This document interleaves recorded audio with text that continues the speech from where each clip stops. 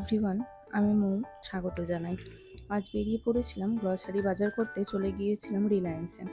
প্রথমে নিয়েছিলাম ডাল, এরপরে চিজ নিতে গিয়ে কনফিউজড হয়ে গিয়েছিলাম কোনটা নেব। জানেন তো, বিয়ের আগে জামা না, কিন্তু এখন জামা কাপড়ের থেকে গ্রসারি বাজারে বেশি আনন্দ হয়। তার থেকে বেশি বাড়ি এসে বাজারগুলো গুছোতে আনন্দ হয়। নিলাম 2 ধরনের জুস।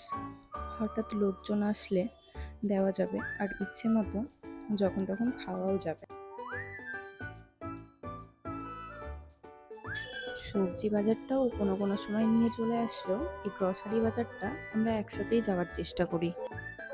বিস্কুট, তেলের প্যাকেট যেহেতু আমি একসাথেই 2-3টে করে নিয়ে নিই, তাই এখন ওইগুলোর আর প্রয়োজন নেই, কারণ ওগুলো অলরেডি আছে বাড়িতে। তারপর চলে গেলাম যেদিকে পারফিউম আছে সেইখানে। প্রথমে ভেবেছিলাম ব্লুটা নিব, কিন্তু তারপরে রেডটাই। এরপরে সব থেকে দরকারি জিনিসটা নেওয়ার জন্য চলে গেলাম লাল হিট।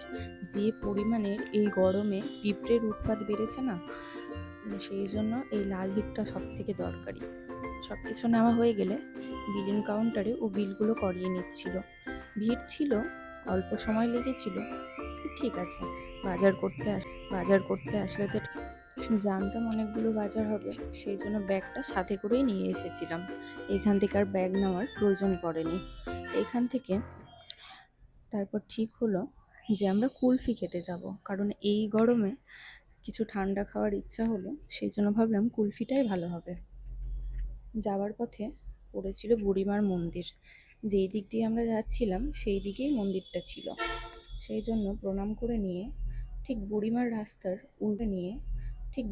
রাস্তার উল্টো দিকেই বসে এই দাদা কুলফি নিয়ে। গরমে কুলফিটা খেয়ে তৃপ্তি আসলো। চলুন এবার বাড়ি যাওয়ার পালা। আজ এখানেই শেষ করছি।